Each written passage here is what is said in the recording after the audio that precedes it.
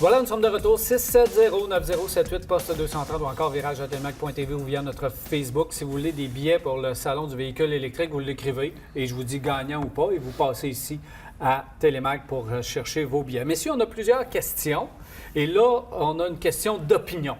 Il faut faire attention, parce que là, on entend toutes sortes de choses concernant le troisième lien. Il y en a des pour, il y en a des contre. Quelle est votre position? J'aimerais bien connaître votre position concernant le fameux troisième lien. Mais là, on pourrait en parler jusqu'à demain matin. C'est assez dur. Moi, je suis en faveur. Je suis pour le troisième lien et je suis pour le faire correctement. Parce que tant qu'à faire un troisième lien à l'est, je veux, s'il est fait correctement, ça veut dire que si on fait suffisamment de voies de chaque côté, si on laisse la place au transport en commun dans le centre, par exemple, là, ça va peut-être éviter d'être obligé d'en faire un quatrième un jour.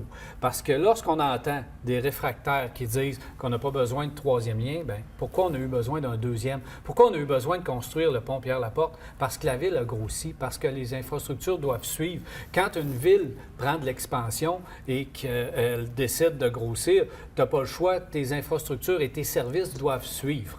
Et dans ce cas-ci, c'est la même chose. Pourquoi à Montréal, on a 6 liens, on a 6 ponts? Parce que la ville a grossi et tu es obligé de grossir. Ça veut-tu dire que tu es contre l'environnement, que tu es contre le transport en commun? Du tout. Un ne va pas sans l'autre. Si on a des infrastructures qui sont suffisantes, le transport en commun va suivre. Puis si on connecte les deux rives avec un transport en commun, là, je peux vous dire qu'il y a beaucoup de monde qui vont laisser l'auto chez eux si le transport en commun est suffisant. Puis les gens qui sont contre, je vais arrêter là, mais les gens qui sont contre, qui nous arrivent avec des solutions, parce qu'acheter des autobus, ça fait 30 ans qu'on achète des autobus.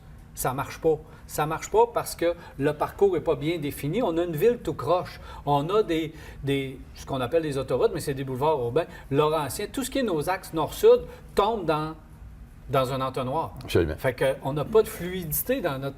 Alors que le transport en commun n'est pas capable de s'adapter et notre ville n'est pas urbaine. On a une ville où on s'est éloigné. On a fait justement de l'expansion urbaine. Là. On est allé jusqu'à Beauport, on va loin et aller chercher tout le monde avec l'autobus, ça ne fonctionne pas parce qu'on n'a pas concentré notre démographie au centre-ville. Donc, si on veut avoir des transports en commun qui marchent, ça nous prend du transport en commun efficace et ça nous prend des infrastructures pour arriver avec. Le troisième lien en est une et fait part. Et le pont de Québec va durer combien de temps? Ça, c'était l'autre question. C'est que le pont de Québec n'est pas éternel. Là. Non. Il achève, il y a encore des sous à mettre dessus. Mais il faut faire attention quand même comment on va faire ce troisième lien-là. Mais je suis d'accord avec toi. Si on était, au lieu de faire un U avec les transports en commun, si on est capable de faire une boucle, ça sera beaucoup plus facile. Ça va faciliter le transport pour tout le monde. Mais il faut le faire de façon intelligente, effectivement. Là. Bien oui, imagine si le tramway, peu importe qu'est-ce qu'on va finir par faire, passe, évidemment, je suis d'accord qu'il passe au boulevard Laurier, là, il s'en va jusqu'au centre-ville. Imaginez qu'il monte jusqu'à Delafonte, qu'il s'en va jusqu'à Val-Bélair, puis qu'il redescend à Sainte-Foy au phare. Ou en passant, là, peu importe, là, il va faire des petits détours entre ça. Mais on pourrait avoir une boucle en haut, une boucle en bas, ce qui ferait vraiment quelque chose d'intéressant.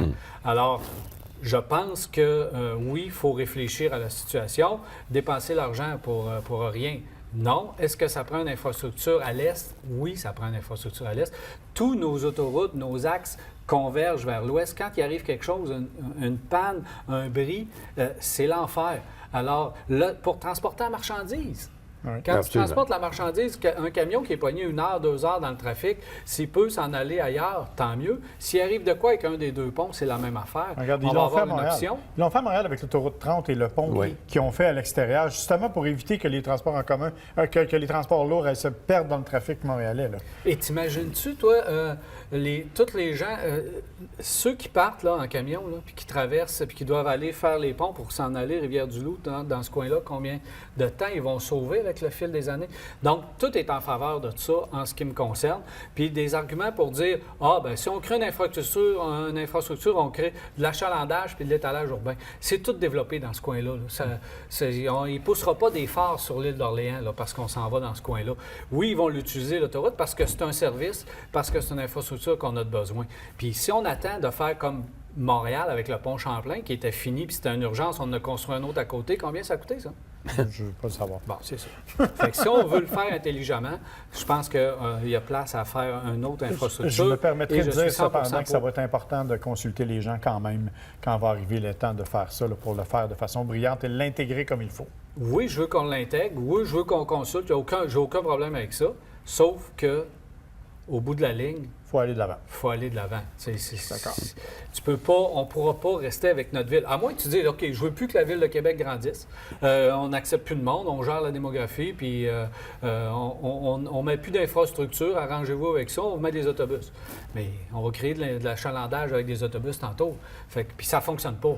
Alors, il faut arriver avec d'autres choses. Puis ça, c'en est une. Il faut absolument que je vous parle des voitures inondées avant, parce que, vous savez, il y a eu des inondations un peu partout. Puis là, il y a des gens qui se disent, est-ce qu'on doit craindre de trouver des voitures inondées quelque part dans les cours de concessionnaires ou de vendeurs de véhicules d'occasion? Absolument. Absolument. Surtout aujourd'hui, avec toute l'électronique qu'il y a de monter à bord dans ces voitures-là, là, c'est incroyable. Et les gens vont fort probablement, malgré tout ça, essayer de les démarrer, aller mettre les câbles dessus pour essayer de démarrer ça. La minute qu'ils vont tourner la clé, là, piou, tout vient de sauter là-dedans. Et ça coûte une fortune, ces choses-là. Alors, faire attention parce qu'il y a des gens qui vont se promener avec des séchoirs à cheveux pour essayer de faire sécher la petite boîte électronique. Là. Mais ça n'a pas l'habitude de rouler bien longtemps ensuite de ça. Alors, autant que possible, s'abstenir. Ouais. Par contre, en réponse à ta question précise, je pense pas que les concessionnaires vont offrir ce genre de véhicule-là ou les vendeurs de véhicules d'occasion vont être assez intelligents pour ne pas le faire. Ce qui est le plus dangereux, c'est les ventes de petites annonces, là, de particulier à particulier. Ça, c'est compliqué. Vérifier. Puis le truc est simple. Hein? Regardez sur le siège, là, à votre droite, là, vous échappez toujours votre cellulaire dans le trou. Là. Allez voir s'il y a une cerne sur le siège. S'il y a une cerne, c'est parce que l'eau a monté jusque-là. Touchez pas à ça. On ne touche pas à ça. Rapidement, c'est Denis. Je suis indécis entre un Niro hybride de Kia ou un Kia Sportage. J'aimerais avoir votre avis car j'aime ces deux modèles de voitures et j'aimerais bien que vous puissiez m'aider. Hey. On n'est pas dans le même monde. Oui, c'est ça. Moi, j'adore le Niro. C'est un véhicule que je trouve qui est le fun à conduire, qui n'est pas très cher. Hybride en plus, il est super efficace, ça va très bien. Sportage, c'est un petit utilitaire. Ça Pourquoi va pas bien. aller dans l'hybride? Ouais. Le système est fiable, économique, Absolument. puis le véhicule est pratique. Oui, ils vont bien, ils vont très bien. Puis il n'y a pas de cachette. Si l'espace vous convient, C'est ça. on y va, on roule, puis vous allez avoir un véhicule beaucoup plus doux à part de ça Exactement. que le Sportage. Oui.